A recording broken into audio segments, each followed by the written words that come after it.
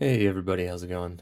This is Van Paints, and today I'm going to be talking to you about the drone support kit from Enemy Spotted Studios Blackout. And this is one of the two kits that they've been hosting a painting competition for this month, so I decided to throw my hat in the ring. And I was thinking about if I was really done, if I wanted to submit this. I'm pretty happy with it for the most part, but one thing I did want to change was the fuel pack or whatever you kind of want to call this on the back. That's what I decided to kind of go with. Um, this drone here, the exterminator drone, also has like a giant ammo can. And so just kind of as a nice little nod to shooters and everything, I painted it red, just a target to try and draw some attention to so somebody could shoot it and detonate it. And it's got this cool little armor plate in the front protecting it.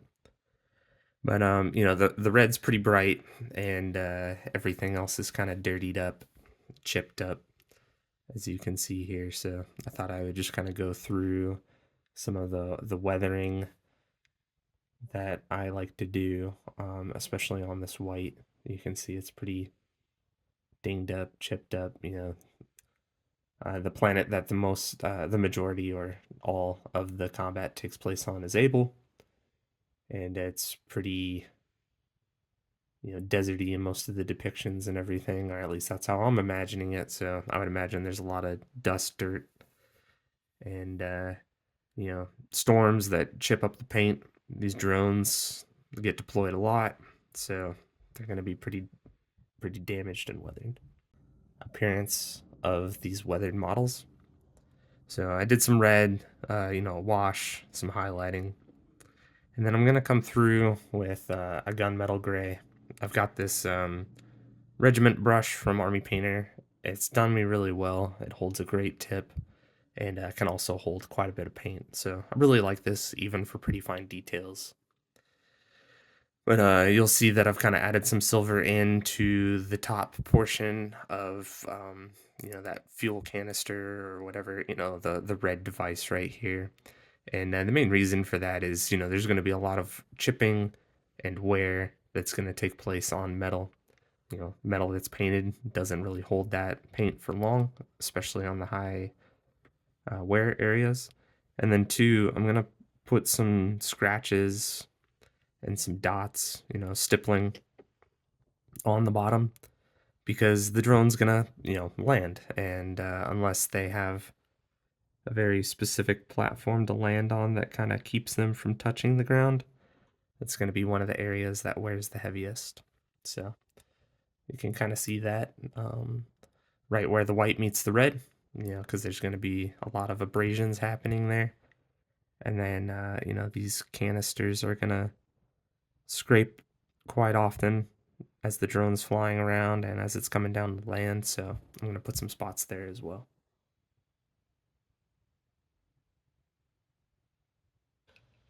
Alrighty, so I didn't glue this on just because there's two different weapons that can come with the larger drone here. There's the exterminator drone and the whistler drone.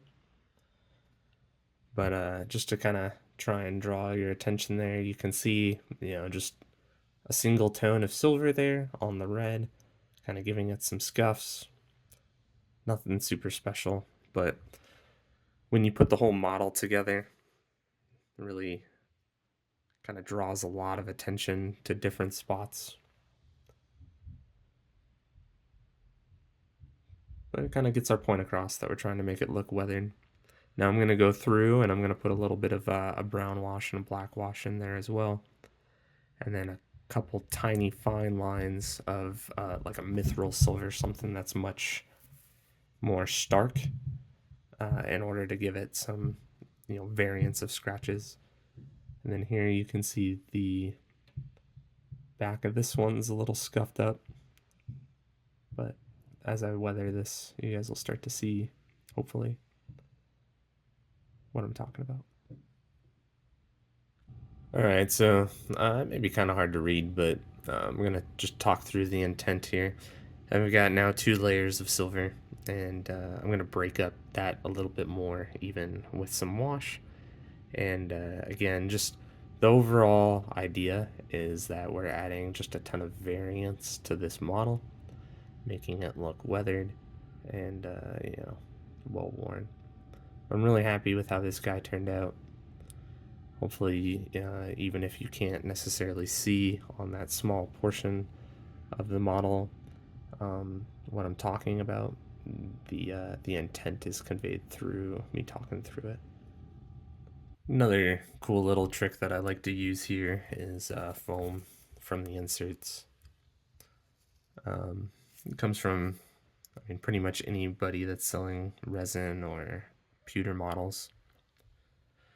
But it makes these great little sponges that you can use to dab on with varying degrees of coverage, washes, or paints. I like to use it for both.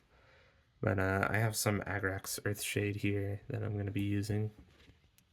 Alright, so I've gone in on these guys and I have put some different washes on it, as well as the different silvers that I was talking about. And then last but not least, I'm going to take this really nice tip that I was talking about on the